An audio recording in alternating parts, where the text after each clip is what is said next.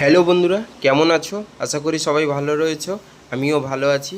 হঠাৎ ডিউটি থেকে ফেরার পথেই মনে হলো যে কি করব। হঠাৎ হঠাৎ করে মনে হলো চলো একটা মিনি ব্লগ বানাতে বানাতে যাওয়া যাক। আর চিন্তা কিসে, হঠাৎ করে মেন রোড ধরে হাঁটতে শুরু করে দিলাম। ছোট ব্লগ বানাতে বানাতে দেখছি খুব আজকে সোমবার হলেও কিন্তু তেমন একটা রোডে লোক নেই, পুরো ফাঁকা ফাঁকা লাগছে।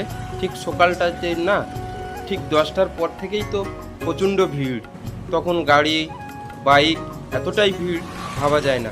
হঠাৎ আস্তে আস্তে মেন রোড থেকে দেখলাম একটা মন্দিরে ঘন্টা বাজছে, চলো ওখানেই যাওয়া যাক, দেখা যাক। মন্দিরটাতেই ঢুকলাম, দেখলাম জঙ্গলে জঙ্গল, পুরো এত সুন্দর গাছপালা রয়েছে মন্দিরটার চারপাশে, ভাবতেই পারছি না। হঠাৎ করে ওখানেই গেলাম, দেখছি দূরে একটা দাদু বসে রয়েছে। হঠাৎ করে আমাকে ডাকতে শুরু করলো, তা আমি কাছাকাছি গেলাম, দেখি না মন্দিরটার সামনে ঘন্টা বাজছিল। হঠাৎ করে উনি চলে গেলেন। আমি সরাসরি দাদুর কাছেই গেলাম। দাদুর আমাকেই বোঝাতে চাইছিল যে একটু আগে 3টে ময়ূর নাকি ওখানে এসেছিল, এবং আমার ভাগ্যটাই এতটাই খারাপ যে ময়ূরটা আমিও দেখতে পেলাম না আর আপনাদেরকেও দেখাতে পারলাম না। হঠাৎ করে দাদুর কাছাকাছি পর্যন্ত গেলাম, গিয়ে দেখছি সেই জঙ্গলে জঙ্গল। আমি দাদুকে জিজ্ঞাসা করলাম ময়ূরগুলো কোথায় চলে গেল। দাদু বললে পিছনেই চলে গেল ময়ূরগুলো। তো দাদু ওখানেই বসেই রয়েছে।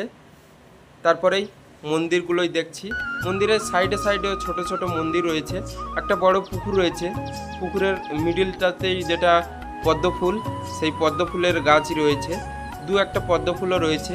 পুরো মন্দিরের পিছনটাতে ফাঁকাই ফাঁকা, খুবই সুন্দর জায়গা, খুবই হাওয়াও বইছিল, খুবই ভালো লাগছিল। তারপরেই চলতেই থাকলাম মন্দিরের চারপাশে, গিয়ে দেখছি খুব সুন্দর লাগছে, তাল গাছ রয়েছে, বিভিন্ন রকমের গাছপালা রয়েছে। তারপরে কি করলাম, হঠাৎ করে আবার পিছনের দিকেই পিছোতে লাগলাম।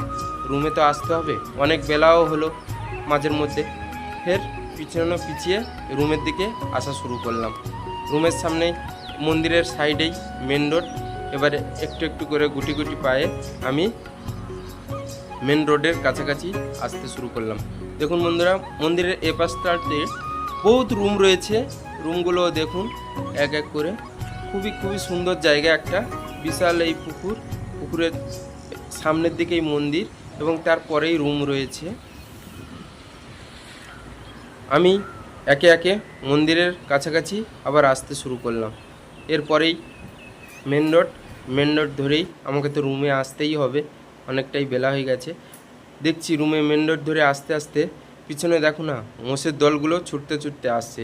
আমি কাছাকাছি চলে এলাম রুমের, এটাই আমার রুমের দরজা, মেন দরজা। হঠাৎ করে তোমাদের দিদিভাই ফোন করলো যে সকালে রোড থেকে আসার সময় কিছু টিফিনের কিছু কেনাকাটা করে নিয়ে আসবে, টিফিন। তা তোমরা তো দেখতে পাচ্ছ পুরো রোডেই দোকান বন্ধ, এত তাড়াতাড়ি খাবার পেলাম না।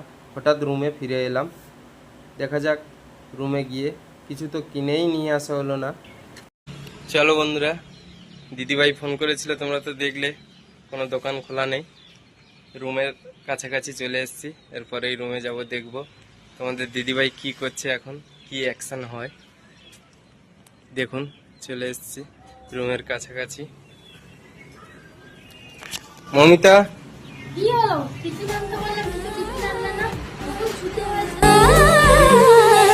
গায়ে পড়া মেয়ে দেখিনি আগে, আঠার মতো লাগে চিট চিট চিট।